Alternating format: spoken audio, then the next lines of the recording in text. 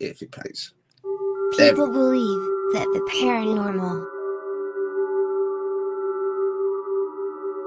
and science are separate. But what they don't know, that they are both joined together as one. Join Ben and Louisa on their quest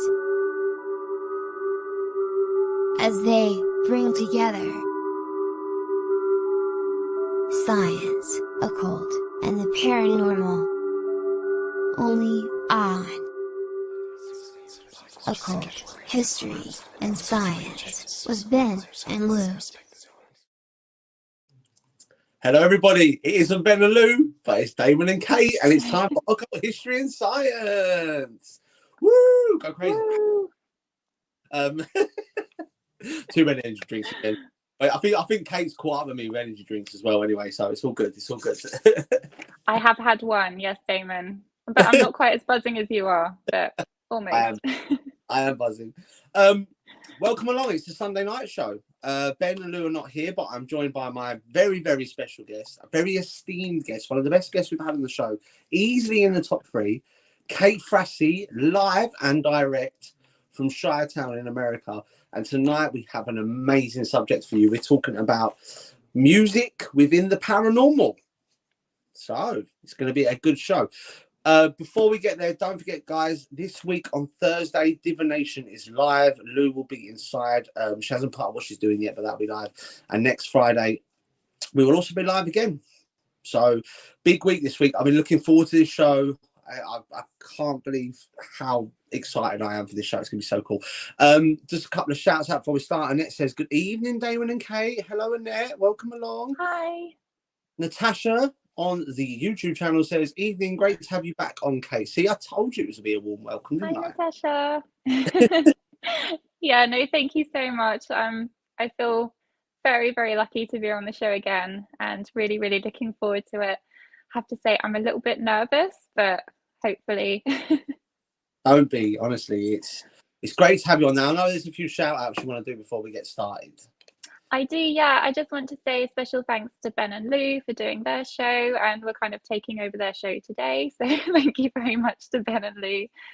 Thank you, Damon, as always. And thank you to the Scarlet Witch as well, because I really enjoyed her show. It was so good. It was really good. I really enjoyed that. Yeah, really. And big shout out to Natasha, who's always on YouTube, always together there, commenting. Nico. Yeah. Also to Nico and Emmy, if they're watching, from Argentina. Jeanette, Annette, Christina, Eric, Wild Bill, Vaughn, my mum and dad, obviously. Dad, if you're watching, I know that my dad's watching. He always tunes in. So big love to him, and Catherine and Charles, if you're watching, and Mr. Nick and Paul Patina, and Sean as well. So yeah, I think that's everybody. I'm sorry if I've missed anybody, but yeah, I will shout you out in the comments, definitely. Now, subject, let me explain to people. Whenever we go live, Kate sends me over a list of subjects that I get to choose from. And this time, Kate picked herself. She picked music and how it relates to conspiracy and paranormal. And I know there's a certain thing she wants to talk about tonight, but I mean, Kate, the topic of music in general is something that's quite close to your heart, is it? It is. I really, really love music in general. I think most people do, right? If they don't like music, I don't know.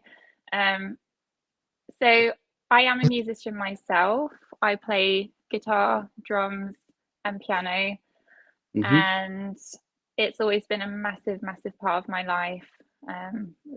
Love music. I wanted to know, actually, with the people watching, and also you, Damon, what kind of music do you listen to? What are you really passionate? What are you into? I've been a DJ since the age of, well, I started DJing when I was 12. I was heavily into like dance music, drum and bass, house. I got signed to a record label when I was 21, and I traveled all around the world DJing, playing like sort of deep house and tech house. So music's always been a massive part of my life, always has been. But nowadays, if we talk about music nowadays, it's like the filthier the bass, the better. If it makes my face look like I've chewed on an onion, then I really love it. So I'm really weird. I'm like 36 years old in July, and I listen to music that most of the kids listen to nowadays. I'm not normal. I love that image. Could you just repeat that? Chewing on an onion. What? Yeah. It's called a bass face. So when you hear something, you just go, oh, like that. Like it's one of them. Oh. Vonnie is locked in. She's unable to comment because she's on a Facebook ban, but she said, say hi to Kate for me. Hi, Bonnie. Nice. Nice. I knew that would come up. Everyone loves heavy metal. I can't get into heavy metal. There are certain songs, don't get me wrong. Like, I love Evanescence and the old school rock, you know, the Guns N' Roses and stuff like that. I love all that sort of thing. But I don't know. Heavy metal's just not me. I don't know why.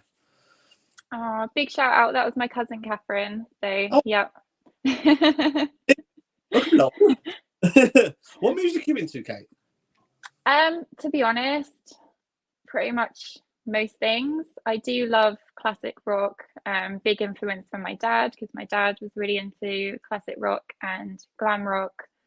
I like anything where people play instruments, you know, and they can share and their love and passion for playing an instrument. Can't say that I'm really big on the whole hip hop, R&B, electric kind of stuff. Yeah.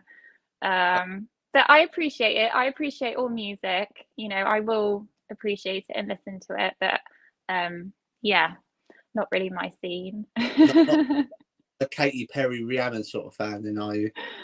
I mean, it's nice to listen to. It's like easy listening, right? If you're doing sport or I don't know, at the gym or something. But yeah, I wouldn't sit down and be like, oh, let's listen to this right now, you know. I mean, everyone has that guilty pleasure, don't they? Like I'm like secretly a Bieber fan, so I'm not. I really like his music. I'm not gonna lie to you. Okay, people may judge me on that comment, but that's fine. I've come to terms with it. I'm not a closet Bieber fan. I'm an out and out Bieber fan, so it's fine. Oh, that's fine. I do like Katy Perry, like her early stuff, and Rihanna, and like her early stuff. But yeah, I can't say I'm very with it at the moment. Yeah. Just shouts out to Jeanette. Welcome along, Jeanette Bean. Out to Dave. Jeanette. Is that Dave Williscroft? I think I've got that right. Hi, Dave. Evening, Damon and Kate and everyone else. We've got Selfish and Zaya saying, I love Alice in Chains. Nice. No idea what that is. It's a band. I actually saying no because she's found out I'm a massive Bieber fan. And Selfish and Zaya saying, you got Bieber fever. I'm a believer. That's what I can't help it. Now, when you were talking about music, you said your dad had a massive influence on you for your musical taste. Now, there is someone in specific that you wanted to talk about tonight that your dad, well, obviously influenced you in liking that sort of music. Yeah. So I want to talk about a particular musician who unknowingly may have predicted his own death. It was an untimely death. It was an accident, unfortunately. I have the greatest respect for this artist. I wonder if anybody can guess who it is, because it's more fun that way. So Go on. Here's with the clue. Yeah, so the clue is his music is featured in the Billy Elliot film or theatre. Like, that's basically all of the music that he wrote. So if anybody knows, some greatest hits are like Get It On, Bang a Gone, Ride a White Swan, what else is it, Jeepster, Children of the Revolution. Yes, good one, Damon. To be honest with you, when we obviously, because we have notes, we Kate likes to share notes, and so we know what we're talking about on the show. You know, I mean, Ben would just wing it. But when Kate over to me, I didn't actually know this artist knew actually wrote all the music for Billy Elliot. I didn't know, and I think we've already got a winner in the chat room. Really? To Dave Williscroft. He's saying Mark Well Bowler. done, Dave. It is Mark Bolan. Oh, I just want to say a huge shout out to Albany, Kai, and Nino. Thank you so much for watching. Hey, my best friends. Okay. T-Rex, that was his band, wasn't it? It was. So Mark Bolan, yep. So T-Rex was the band. And yeah, I'm going to talk about why he may have predicted his own death and the whole conspiracy behind it. And you don't know this part, do you, Damon? Because I haven't told you. No, I'm extremely intrigued because I like anything with involves conspiracy. I've never come across this before, which is quite crazy because I've gone into conspiracies about people like Michael Barrymore and Amy Winehouse and Princess Diana. And for me not to come across this, I'm actually extremely excited to find out. Okay, so Mark Bolan, he never learnt to drive. That's one of the facts. He never learnt to drive. He actually had a fear of having a car accident and dying in a car. Oh. He was very, very uncomfortable with the whole driving thing. And unfortunately, that's how he died. He died in a car crash. His girlfriend was driving at the time, Gloria, and they were driving. I think it was foggy. I'm not sure. They were coming back from an event, hit a fence, the bar, and there was a bar in the fence, a metal bar, and then hit a sycamore tree after that. And unfortunately, he passed away. Gloria survived, but he didn't. So that's the first fact, that he had a fear of driving, and he did end up passing away in a car.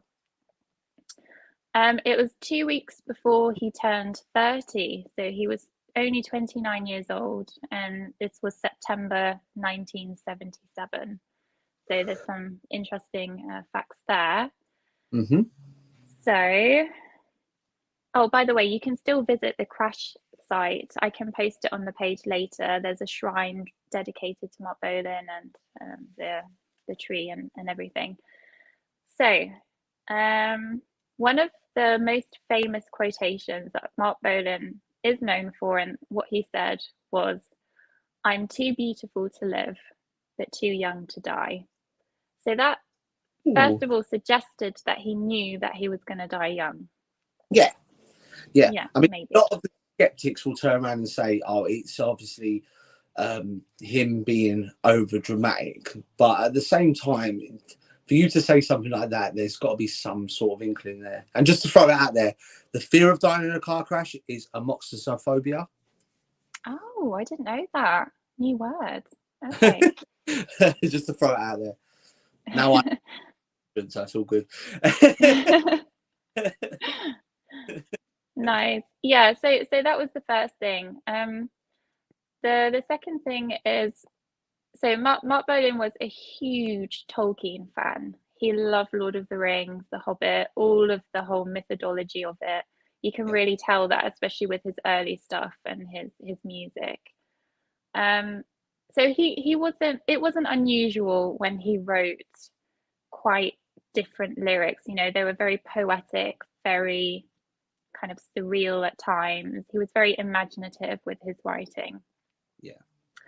But in 1972, he died in 77. So in 1972, there is a song.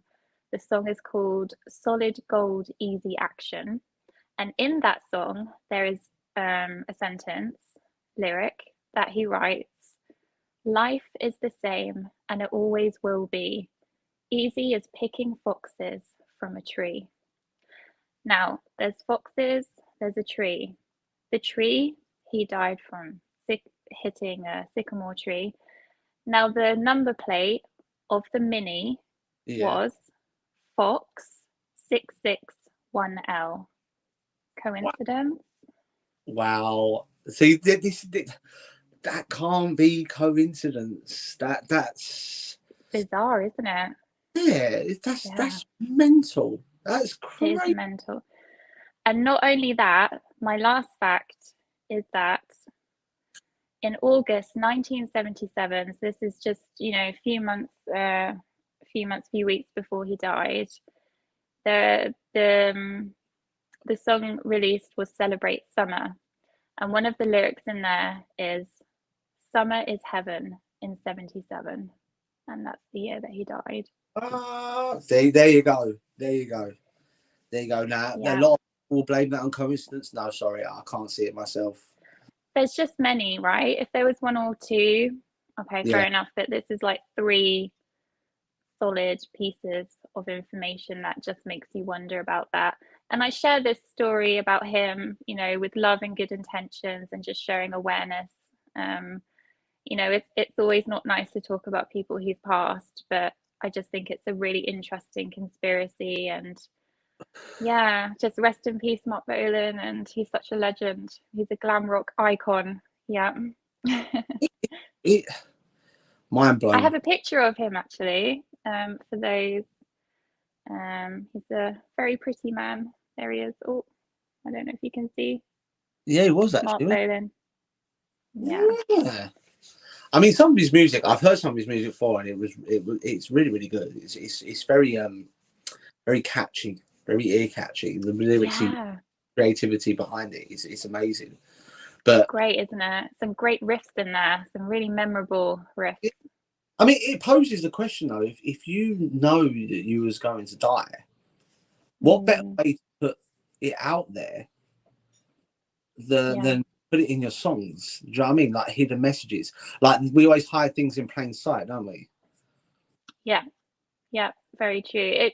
It makes you wonder: did he do it on purpose, or was it just subconscious when he was writing? Because a lot of musicians, when they're writing, when they're creating music, they do go into this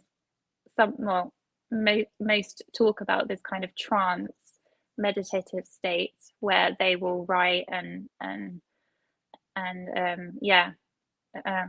losing my words, where they try to write music, and it makes you wonder, was it subconscious? You don't know, maybe a spirit guide telling him, or this is what I was about to say. When we talk about meditation and subconscious, we talk about accessing the spiritual realm, the other dimension. I've done it again. Well, hey, like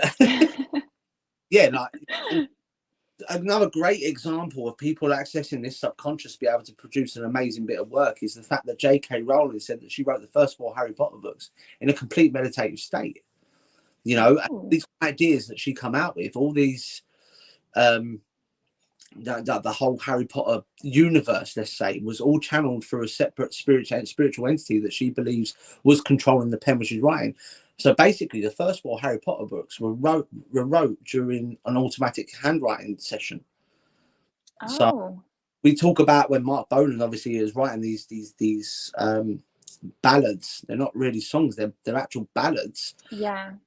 When he's writing these, he's in this like sort of etheric state, this meditative state where he's able to manifest, and it could be messages from the other side. It could be, absolutely. I do actually have another fact that my dad has just messaged me with. Oh, go for it. It's so great. Thank you, Dad. He's written that an early demo that Bolan did long before he met Gloria Jones, his girlfriend, it mentions I'm on the road with Gloria, take me home. I see. Even before he met her. Yeah. Crazy. We've just got a few questions from Selfish. Yeah, sure. He's said, do you think it's like life imitates art or the other way around, or maybe manifestation from speaking? That's a really good question. Very, very good question. Mind blown. Yeah. I mean, we all know that most artists are quite eccentric. And when eccentric in music, their life does imitate that eccentricness. You know, take Prince. Prince was infamous for having such an eccentric style of music and then living this mad eccentric life. You know, so it could be the life imitates art, but it could also be the other way around as well. I totally agree. Yeah. And when we talk about maybe manifestation from speaking, like we just said a minute ago, Kate mentioned artists go into this sort of like meditative state when they're writing. I mean, John Lennon was amazingly famous for going into that meditative state to produce a lot of the music that he wrote for the Beatles, and even for his own solo career afterwards. He talks about using enhancements to be able to access this meditative state as well. So, can it be manifestation from speaking? I think so. I think some of the greatest artists ever lived, you know, your John Lennon's, your I can't remember the other ones. I mean, Simon and Garfunkel used to talk about being in a meditative state when they used to write their lyrics, and if you listen to their songs, they are literal love ballads. They're amazing. Yeah, that's a really, really good question.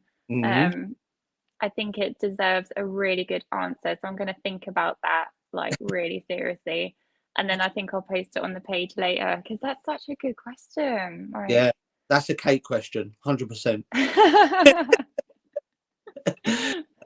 He was also saying that he was channeling a warning, maybe. I believe so. Yeah. I believe so. I mean, we talk about spirits in general. When you access the spiritual realm, they're not allowed to tell you when you die or how you die, but they are allowed to give you warnings on what could happen in the future. So maybe these warnings were given to him, like when we talk about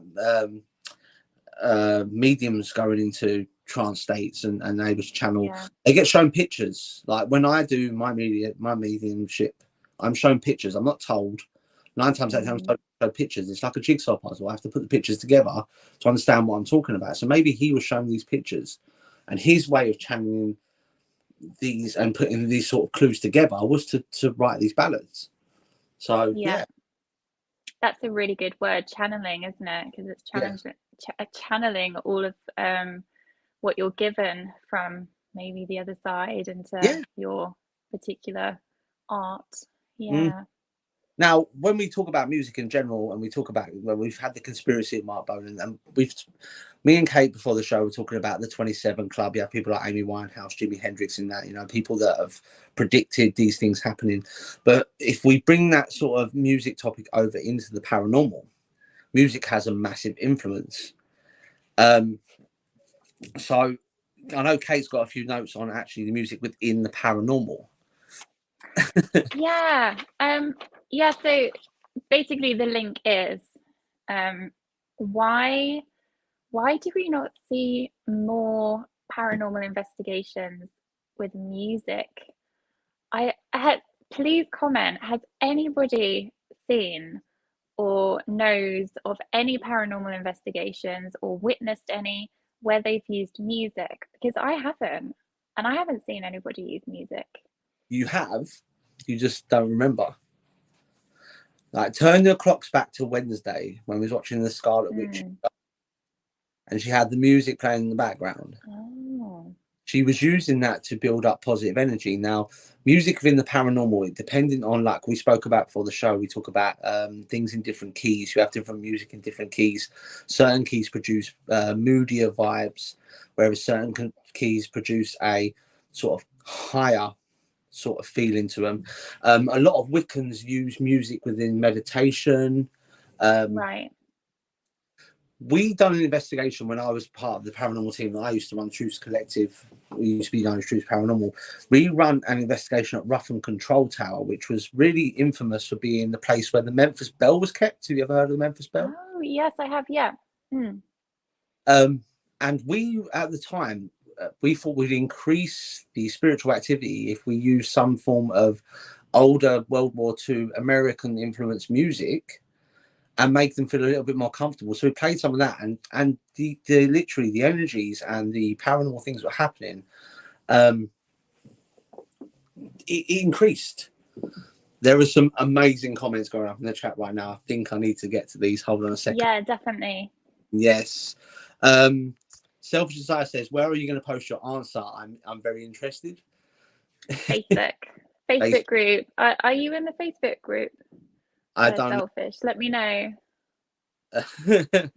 Natasha saying it's a really good point. Thank you. Louisa says at Smithwick Baths, underneath in the tunnels where people were during World War II, we played violin. See, now I've heard of that happening a lot. It's supposed to sort of like make spirits feel more comfortable with their surroundings, so it allows them to sort of bring themselves out. This was the comment I wanted to get to. and I think you'll enjoy this one. It says no, but an interesting fact is folks with severe dementia often remember music when they've forgotten literally everything else. It's theorized because music is stored in multiple areas of the brain. So if one area is damaged, we can still recall musical memories. That's a really, really, really good point. Yeah. Absolutely. Yeah. I wanted to talk a little bit about that actually. Yeah. So talking about the dementia side, also cases of people being in a coma.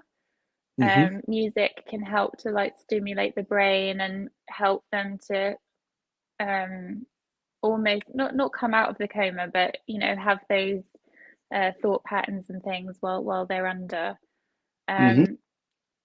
And music is so powerful when you think about it, because I also had the question, when in everyday life do we use music not for paranormal but just to what's the word, like kind of to be heard spiritually by others? And I was thinking, you know, like in church and places of worship, there's always people busting out a song, isn't there? Yeah. Singing to singing to their god or their gods.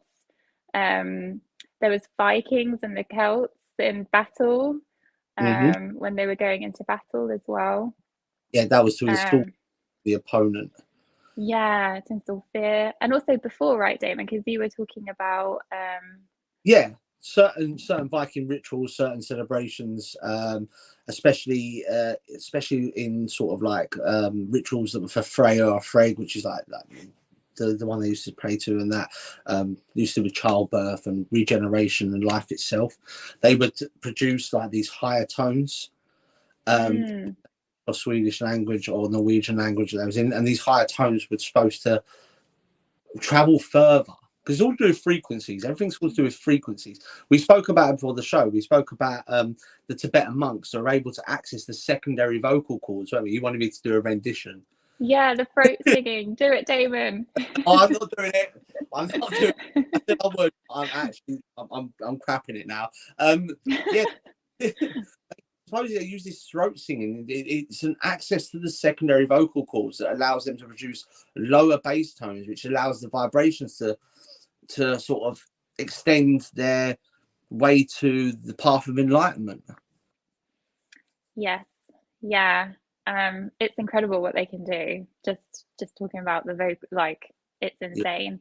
I just find that it's so powerful using music because, as you said, it's all about vibrations, and it just, yeah. I mean, there's also the cases of it being used for dark sides, you know, like with possession and things. And do you remember there was that time about heavy metal music and it was like possessing people? And yeah, do you remember that?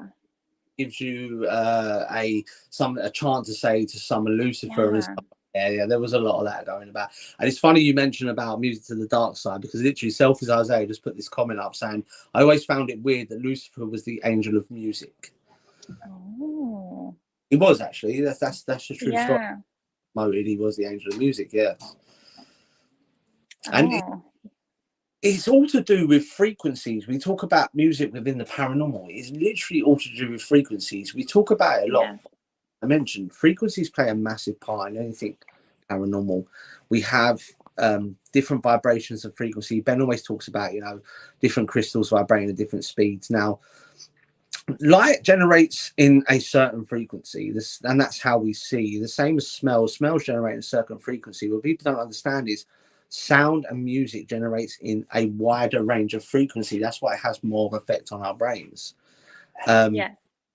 We spoke about it before the show. We talking about how you don't actually dance to high and mid tones. You dance to bass tones. It's what allows us to get the rhythm. It allows us to get us dancing.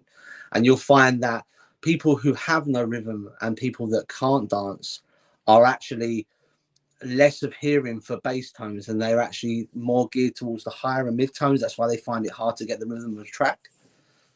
Oh, is that your DJ side coming out? Yes. And 68% of paranormal experiences that happen and normally to do with sound. Wow. Yeah. I did not know that. That's a really good statistic. Oh, that's interesting. Yeah. Yeah, because there's actually, oh, there's a comment, sorry. Yeah, that's all right. She just Natasha said there's an interesting book called The Singing Neanderthal about the development of music and singing had a massive impact on how our brains evolved.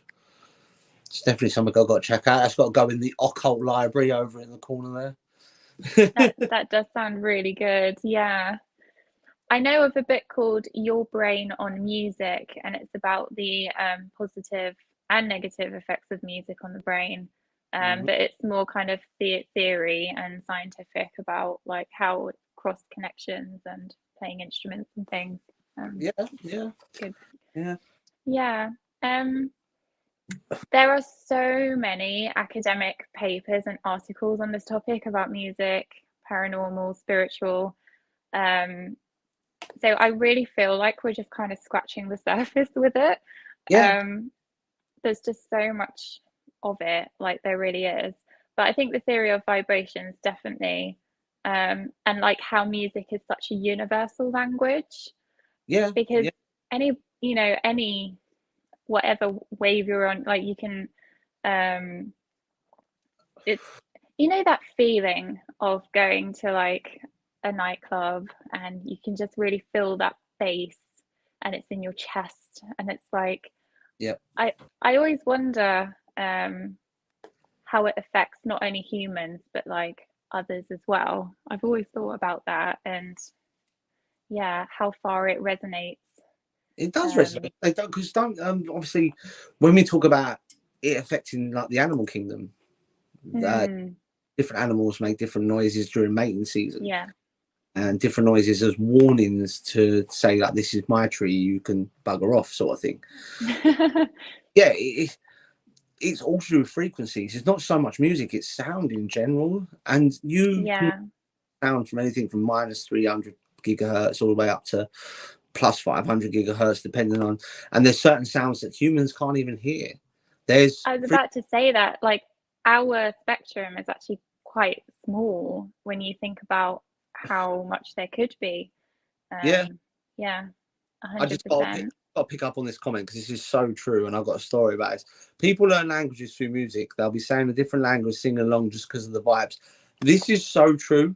The other day I had Yankee going on in my van on the way to work, and I was like literally singing in Spanish, and I didn't know what I was saying, but I was giving it gasolina. I was going mad for it.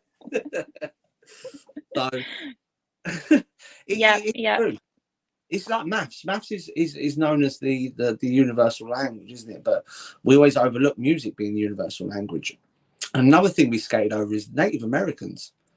They are renowned for using music to contact their animal guides and their spirit guides. They would channel these different sort of like, everyone's laughing at me because I just gave a rendition of Daddy Yankee.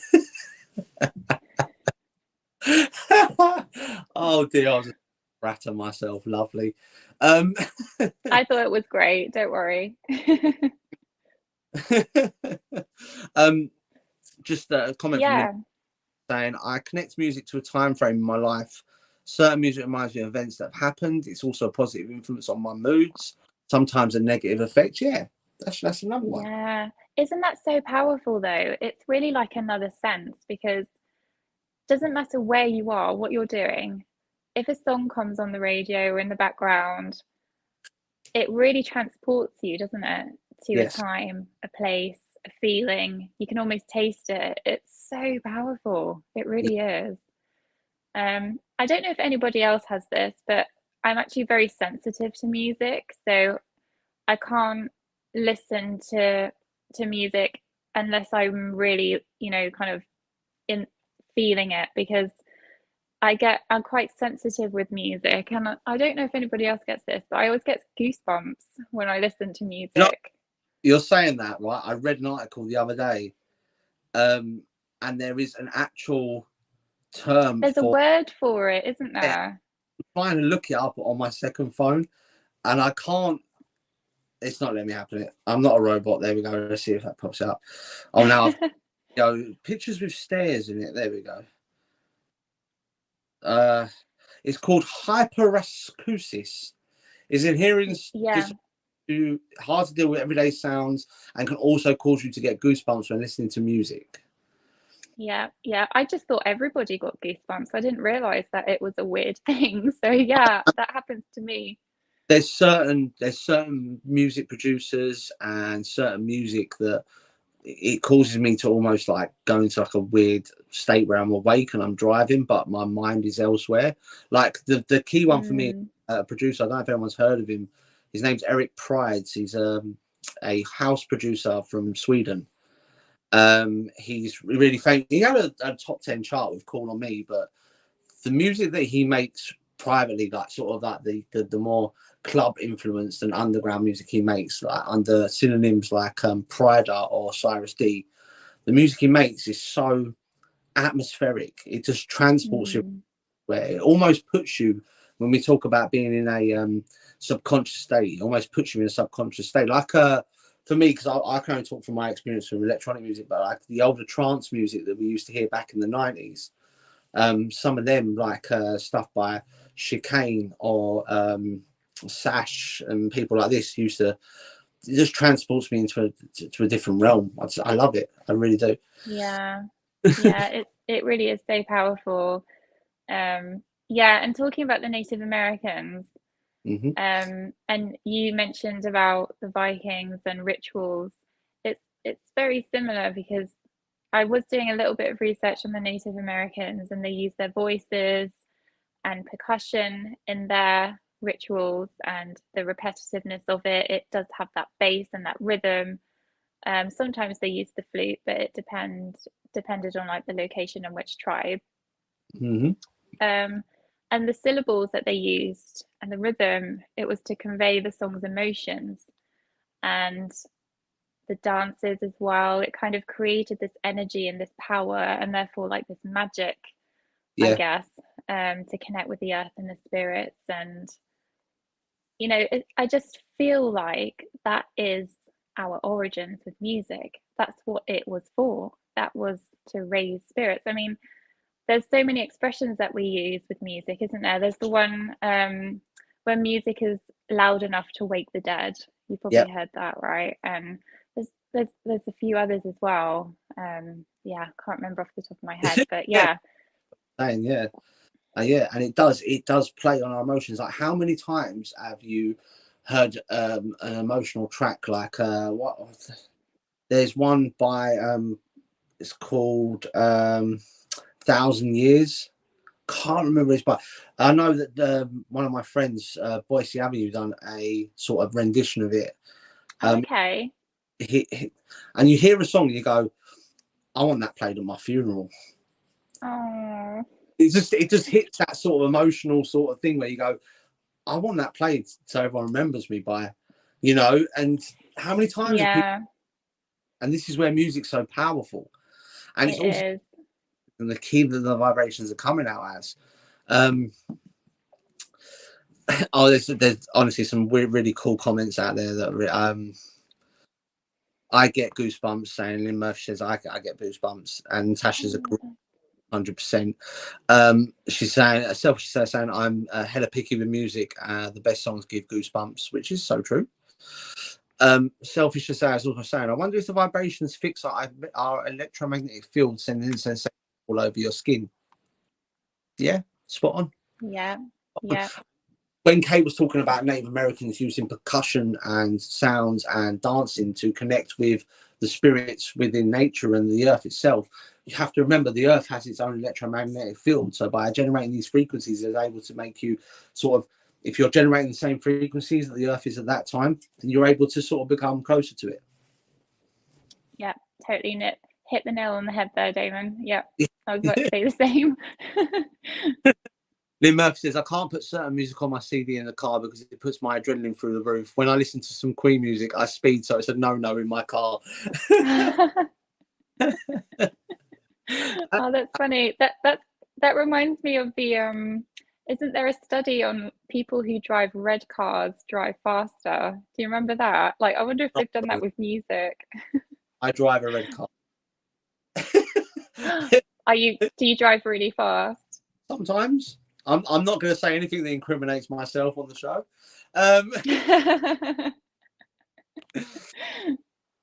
Selfish as that is part of the comment saying I'm native and went to powwow and their voices harmonizing is powerful. It made me feel like I was back in the day with the original natives. Oh, that's lovely. That's so amazing. Because they use these sort of like I said, percussion and harmonizing of sounds because the powwows as Selfish said, yeah. They're able to connect with their spirit guides and their spirit animals and stuff like that. I'm pretty sure my spirit animal will be something really boring like a pigeon, or I don't know. I'm sort of convinced it would be like a pigeon. I am. Oh, I actually have a really, really lovely quotation that I got. Is it okay if I read it out about Native American? Yeah, nice. I came across it. I can post it later with the actual author attached as well. But the quote is, Native American Indians believed you could squint your eyes and watch the souls leave the body. This energy is traveling to the spirit world. The soul is energy and its essence. We are all made from this. Energy never dies, it simply transforms. Energy that is here, there, and everywhere. We are always in connection with this energy unknowingly. Why couldn't it be that energy can connect to this world, with music being the perfect conduit to speak for the dead? 100%. 100%. That is an amazing quote. And you know, the craziest part about it is how many times have we spoken about on the show about energy doesn't die, it just transforms else. And it's amazing when you think about it because that the Native Americans were practicing this hundreds of years ago, thousands of years ago, and then Stephen Hawking comes along and says, oh no, energy can't die, it can only transform, and then everyone goes, oh, he's a genius, he's a genius. Yeah, exactly. I think there was an interesting comment from Catherine about there are scientific research on music and dogs. You can find playlists that have been researched and put out specifically for dogs. Interesting, dogs love reggae music the most. Oh, it's so That's cool. so cool. That is brilliant. Yeah. I missed that comment. I apologize. Oh, no worries. I apologize. Oh. Yeah, that's cool. Yeah, because the connection, right, with the world and animals, especially animals, super sensitive, right, to music and vibration. So yeah, totally makes sense. I wonder if there's one for cats after the cat, because I have a cat. Complicated creatures. They're not like dogs. They're really complicated. Mum's got two, and they're like extremely complicated creatures. I'm not going to lie to you. Because you have to worship them. Egyptians worship the cats, you see. And I'm Norse. We didn't like. We used to eat them. Anyway. Just to also highlight the fact as well, when we talk about connecting music to our subconscious, another important thing to sort of analyze is the fact that you can use music to take you into a state of sleep. You know, we talk about people listening to wow songs or people listening to the sound of thunder and rain to enable them, people who are suffering from like insomnia and upside down sleep patterns, they use music to allow them to bring them into this state of sleep, don't they? Yeah, absolutely. I kind of wanted to talk a little bit about that with the extra sensory perception that you have when you have especially listening with headphones on, right? Because it's like soundproof and you have the music coming in and you kind of... I've got theories on headphones. But picture this, right? I know I've just jumped over UK. I apologise right now. No, go for it. I'm interested. When you put a set of headphones in, right, you put one in one ear and one in the other ear, right? What is in between them two headphones? My brain. Exactly. So you're directly injecting sound frequencies and electric frequencies straight into your brain. And that's why we find it easier to sort of accept the connection with music when we're listening to it through headphones. Interesting. There were studies done in the 40s and 50s where they were, if you look at Operation Mockingbird, it's a conspiracy theory on Operation Mockingbird, where they would use headphones and they would put them onto these people, and they would spend hours and hours putting this same word over and over into their ears, and they would train them to be killers, and they would become Manchurian candidates, which were they were able to be accessed by this keyword, which would then put them into this state that they were trained to be in, and they're able to work on behalf of the American government. Oh, isn't there a film about that? I'm sure I've seen a film about that. Supposedly Harvey Oswald was a Manchurian candidate, the only one that killed JFK on the grassy knoll. Right. But then videos come out now saying that JFK was shot from inside the car, not from outside the car. So it's conspiracy on top of conspiracy. Yeah. Oh, yeah. Oh my gosh. Yeah, no, that is really true, because when you listen to music live, not through headphones, it is very much going through your body, isn't it? Yeah. Whereas headphones, it is directly to your brain. Yeah, I never thought about that. That's really interesting. Direct currents into your brain with no filter in between. The only thing that's filtering it is your eardrum, really, and your skull. But it's like there have been studies where they've used music to alter people's moods, but they have to use headphones because it has to be directly it's almost like directly injecting something straight into the brain. Yeah, I can see that. Oh cool. yeah, like, Born Identity is a film similar to this. Yes. Oh yeah, that was it. Yeah. Thank you, Catherine. I think. Oh, sorry, Catherine's just put up. Aren't there headphones that work on bone conduction? I think there is. And there is such thing now as high frequency therapy that they use for people that are, like you say, in comatic states or suffering from dementia. They use music therapy to able to stimulate parts of their brain that they can't use anymore. Yeah, there is actually. Yeah, that's really, really cool. There's just so much, isn't there? There's like so much that you can go into with music. It's incredible. Yeah, and also music therapy. That was definitely a field I was very interested in. So yeah, that's always really interesting to know that side of music, not just for pleasure, but also for therapy and that side of it, healing.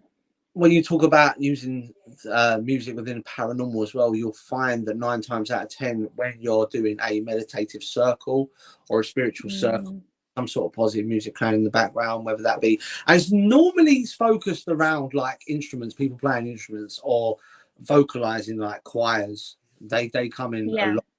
I don't know if they produce a more sort of better frequency for meditation. I don't know. I mean, you can go on the Apple Store now and download apps that are able to help you with meditation, and they play music. Or what's the new one? It's called Sleepy. And you download the Sleepy app, and you sort of like questions, and it picks out music that enables you to fall asleep too. Oh, okay. Yeah. Oh, I didn't know that. Yeah.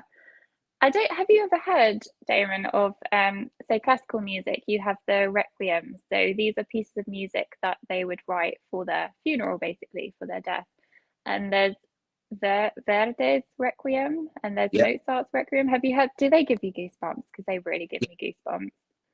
Yeah, there is there's a really famous electronic track which was called Requiem for a Dream. Oh yeah, that one. Yeah.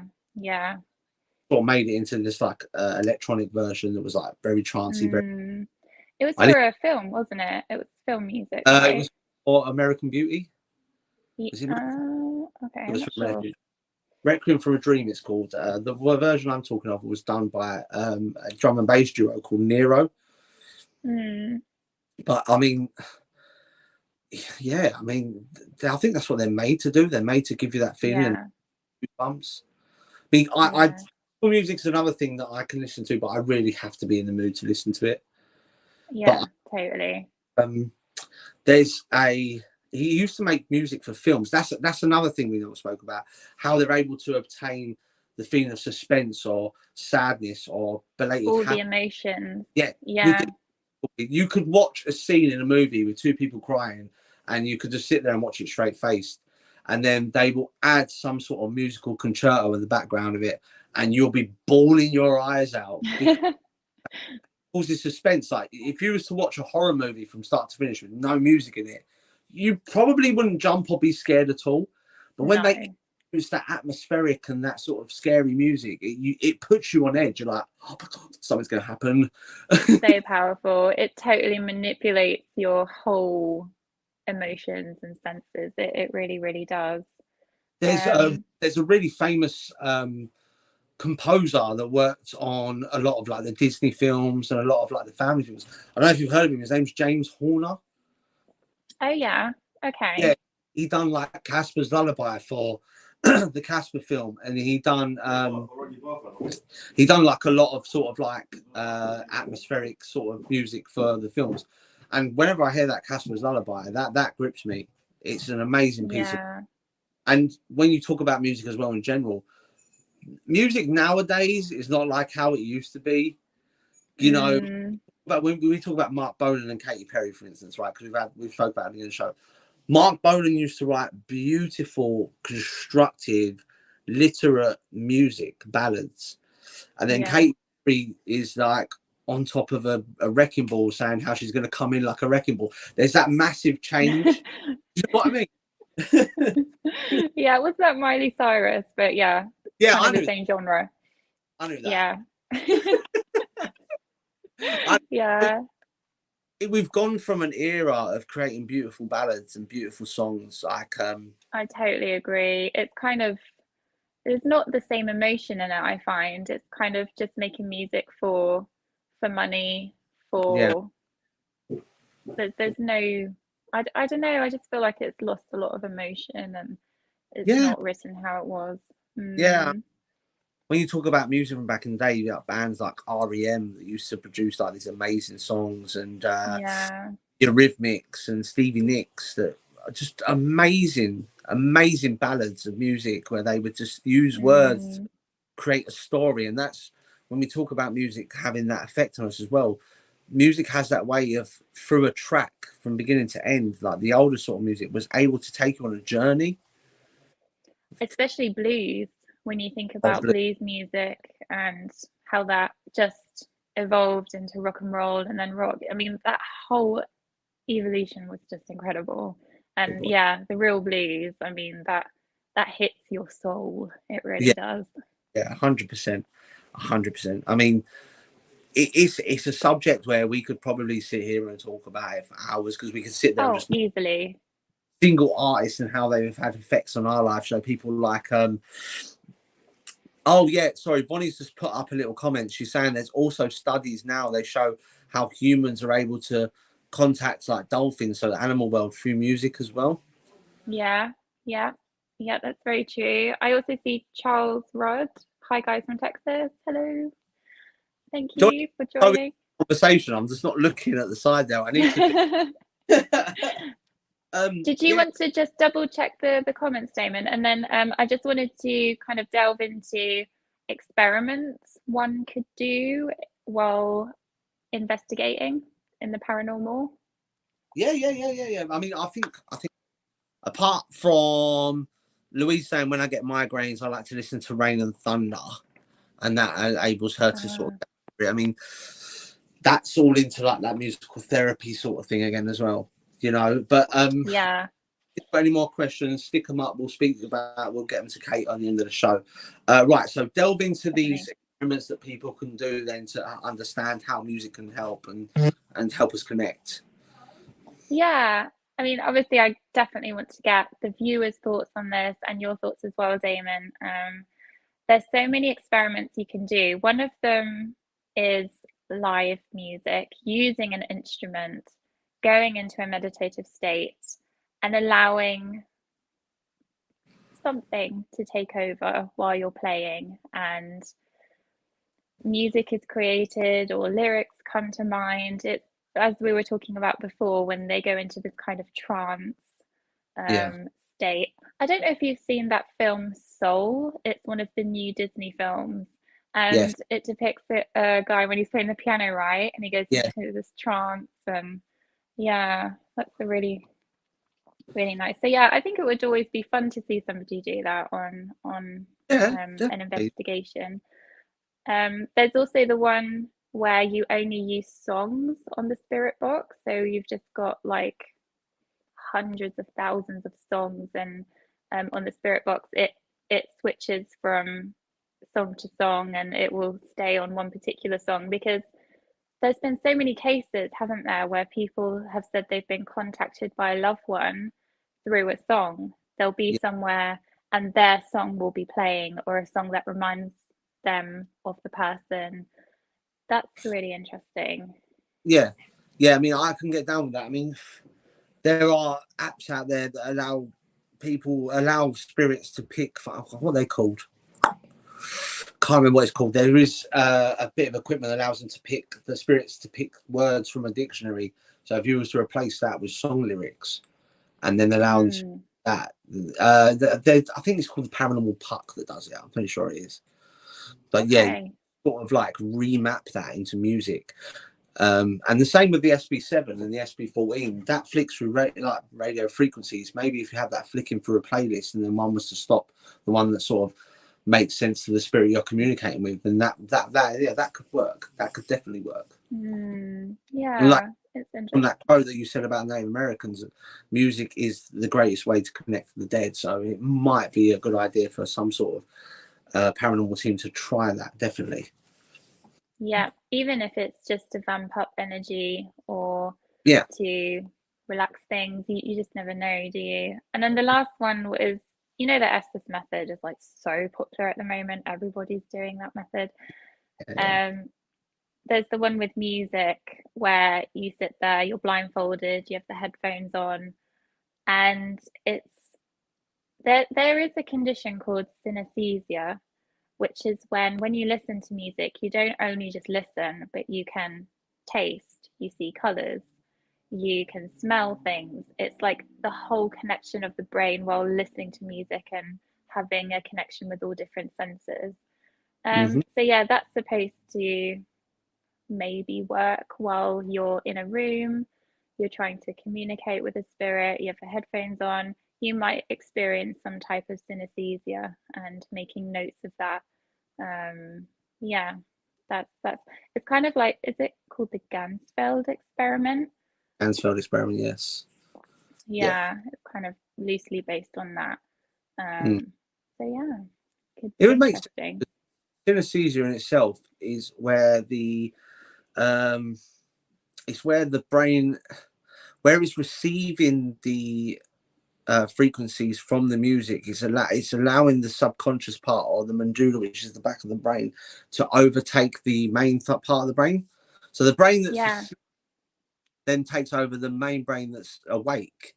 So obviously we know, like when you have like lucid dreams and dreams in which you actually think that are real, like Mm. your that is your subconscious brain taking over your living brain.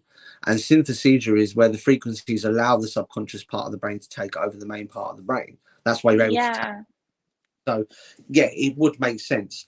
um You explained that beautifully, Damon, honestly. And Beethoven, the composer, he actually had synesthesia. They believe that he had that, which is why he was like so, like many, such a good composer. And because he ended up blind. But before he ended up blind, he used, you know, synesthesia really enhanced his writing because, oh no, deaf, sorry, not blind. He yeah, was deaf. So yeah, he used a lot of colors to see music instead of hearing. it makes sense, because when you think about it, when you take away one sense, for instance, a very good example is Stevie Wonder. Because he Mm, sense of his sight, his hearing was like beyond. So you think about it, yeah, senses have a different percentage that they take over. So because they can only work at all collectively at 100%. So if you remove one sense, for instance, like Stevie Wonder, they took his eyesight away, so his hearing was working beyond what ours could. And he was. This is a guy that could play the piano even though he was blind. I think he could play 16 different instruments. You whoa, know, it's yeah, crazy. it is. And yeah, I've also, it would be really interesting if there are children's spirits, like to try with nursery rhymes and things. I often wondered about that because nursery rhymes are like so old, aren't they? They're so part of the part of history, and most children would know them. Like that would be cool. There is a lot of there are a lot of spiritual teams, paranormal teams that go out there when they're dealing with like children that have died of the plague. They will sing "Ring a Ring of Roses" a lot to try and enhance paranormal sort of things. Okay. So I mean, I've seen teams do that before, so that is definitely one thing.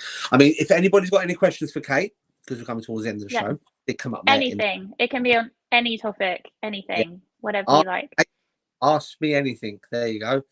I'm getting down with putting things down because Kate's got this thing about like she's got ATA, which stands for Ask the Audience. So yes. Louisa and everyone's saying that they're going to try some of them actually, so that'll be quite cool. Nice. They're just saying they should have gone to the woods early last night when the teams were having a party. Oh yeah, there was like a whole rave going on. Yeah. Was it really? I totally missed out. I was streaming on Twitch last night, and I get lost. I start streaming on Twitch. Anyone interested in gaming, find me on Twitch. The Penny brothers were on there. I'm always streaming. I love a bit of Call of Duty. But yeah, I mean, crazy conversation. I could literally spend hours talking about music.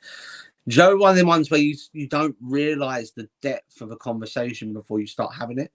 Yeah. Definitely. I also have a very similar problem to Ben. Like when I want to explain things and it's all in my head, I have a really hard job to get it out and like to. Yeah, I don't even know how to explain it. It's just like all in my head, and I really find it hard to communicate. So I hope I've made sense, and I hope I've, talked about things as best as I could. Because yeah, sometimes when you're just in your head and you find it really hard to explain things. Yeah, I mean, I think you've done a brilliant job tonight. I don't think you've had trouble. Oh, thank you. Honestly, Kate, I mean, when we get you on the show, it's always an amazing conversation. It's well researched. The information is all there. A brilliant guest to have on the show. And I mean, we talk about open door policies for guests we've had on before. We always say, yeah, the door's open for you. You just message me anytime you want to come on. I'm more than happy to have you on any of the shows. It has been my pleasure tonight having you on. It's been amazing. Thank you. No, I've absolutely loved it. And I just want to say thank you to the whole of The Other Dimension, because it's such a nice show to talk about these things. There's so many topics we talk about. I mean, this is occult history and science, but there's also like the whole anything. It can be religion, it can be paranormal, it can be conspiracies. It's just everything, right? And it's just so nice to share information in a safe space. We don't judge. Yeah, we could sit there and have an argument for half an hour whether something's a roll or a cob. So it's a roll, but yeah. Selfish as that, I'll add you. I'm on Xbox One though. Yeah, add me up. Just search on Call of Duty Ragnar. That's my name on there. Louise saying perfect sense, nothing to worry about. Natasha said you explained it really, really well. Jeanette saying, thank you. What I'm saying, Kate, everyone loves it when you come on the show. It's been an amazing topic, and we've gone from a journey all the way from Mark Bolan predicting his death, all the way up to Native Americans and Vikings, all the way up to ballads and how it's affecting and how we talk about musical therapy. It's been amazing. It's been a roller coaster, hasn't it? It really has. As Self Shazaya, add me on Twitch and we'll go from there. Just search the Penny Brothers on Twitch and I'll add you from there. Sorry, I'm just like promoting my Twitch station. Sorry, my bad. Totally fine. But guys, honestly, we come to the end of the show now. It's been amazing. I can't thank Kate enough for being on tonight. It's been such an amazing show. Do not forget Thursday, Louisa's live with she's live with Divination. My mind just went completely blank there. What happened? It happens to me all the time. So honestly, I feel you. I just went, my mind went, switch off, stand by, waiting, rebooting. Yeah. Yeah. So, yeah. amazing show. Don't forget, Divination is live on Thursday. We'll be live back here on Friday, where Kate will probably be in the comments asking really awkward questions like she does really, really well. Always. That's my job. That's what I do. Vonnie has said it's been a really great conversation. Thank you, Kate. That was sent to us. And Nino Osborne's also saying, loved it, guys. Honestly, Kate, see, you are thank you, Nino. remarkable, amazing guest. Thank you for coming on. Thank you so much. Thank you. Just honestly, thank you. And I look forward to the next shows. And yeah, thank you everybody for watching. Thank you so much for watching and supporting and commenting. And yeah, just thank you so much. I really, really appreciate it. It's been great. Don't forget, guys, Ben and Lou will be back next Sunday with the Occult History and Science Show, where they'll still be going through the book that they're going through. But from us here in the studio, from myself and from Kate, it's bye. And have a great weekend. And we're out of here. Take care, everybody. Good night.